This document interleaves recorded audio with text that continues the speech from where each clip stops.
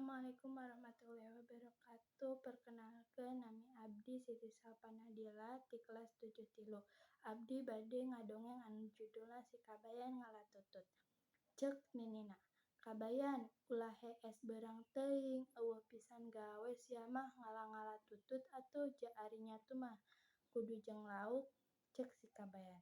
Kamana ngalana? Ceuk ninina. Kaditu ka sawah ranca nu loba mah sok di sawah meunang ngagaru geura. Leos si Kabayan leumpang ka sawah nu meunang ngagaru. Di dinya katembong tututna loba lantaran caina herang. Jadi katembong kabeh. Tututna pating goletek, tapi barang diteges-teges ku si Kabayan, katembong kalangkang langit dina cai. Manehna ngarasa leuwang sawah sakitu jerona.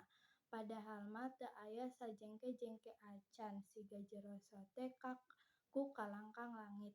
Ceuk si Kabayan dina jero pikiranna, ambu-ambu ieu sawah jero kabina-bina caina kumaha dialana eta tutut teh.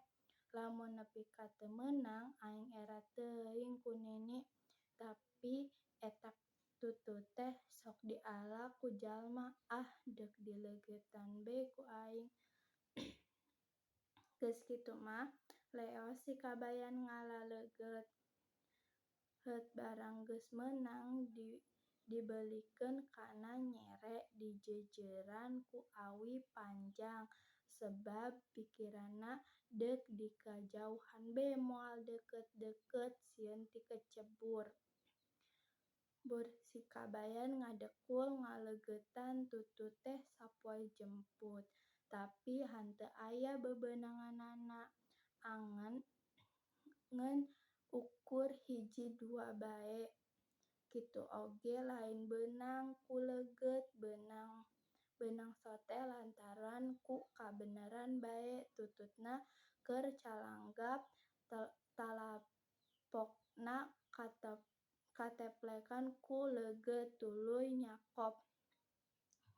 Jadi beunang. Lamun teu kitu mah luput moal bebeunangan pisan sebab ari di jero cai mah eta leugeut teh teu diaekeun nempel komo deui tutut mah aya leuleueurna. Di imah ku nini didagoan geus ngala salam sere jeung koneng keur ngasakeun tutut lantaran ambleng bae tuluy disusul ku nini ka sawah. Kasampak si Kabayan keur ngaleugeutan tutut. Ceuk ninina. Naha Kabayan ngalatutut dileugeutan? Ceuk si Kabayan. Kumaha da sieun ti kecebur deuleu sakitu jerona nepi ka katembong langit. Ninina keuheuleun si Kabayan disurungkeun brus ancrub ka sawah. Ceuk si Kabayan, hehehe. Dadeet. Sakitu bae ti sim abdi. Assalamualaikum warahmatullahi wabarakatuh.